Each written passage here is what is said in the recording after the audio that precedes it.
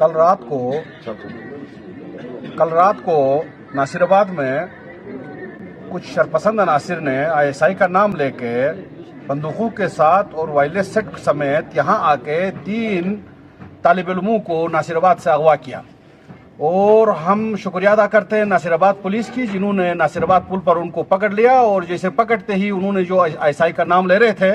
ان لوگوں نے پولیس پر بھی حملہ کیا۔ اب ہم گزارش کریں گے حکام سے اور قانون نافذ کرنے والا اداروں سے، اور ISI کو بتائیں گے کہ آپ اپنی صفائی دیں، اور جو حملہ ہیں، جو اغواکار ہیں، ان کے خلاف آپ قانونی کارروائی کریں اور ان کو قانون کے کٹہرے میں کھڑا کریں۔ آج ان کو پولیس نے پکڑ لیا ہے، گو کہ اب تک کے تحقیق کے مطابق ان کا کسی ادارے سے تعلق نہیں رہا، انہوں نے کسی ادارے کا نام لیا۔ تو میں ان اداروں کو بھی بتاؤں گا وہ خود بھی یہ صفائی دے اور ان کے خلاف اغوا کا اور اغوا برائے تاوان کا اور ہراسگی کا مقدمات درج کر کے سخت سے سخت اغواکاروں کو سزا دی جائے۔ شکریہ۔ کل کے جو واقعہ ہوا ہے اس کے بارے میں بات چیت کی ہے، تو میں بحیثیت نمبردار ناصر آباد میں یہ کہوں گا کہ حمزہ ایک پرامن علاقہ ہے،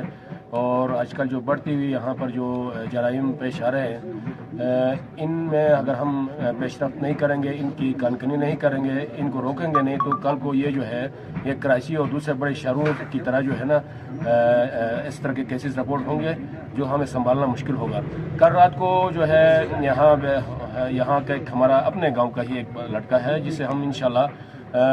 وطن کے گاؤں کے راجگی قوانین کے مطابق تو ہم اس سے نمٹیں گے، لیکن ہم سرکار سے بھی مطالبہ کرتے ہیں، اور یہ جو ہماری انویسٹیگیشن کی جو ایجنسیاں ہیں ان سے بھی مطالبہ کرتے ہیں کہ چند شرپسند عناصر جو ہے ISI کا نام لے کے،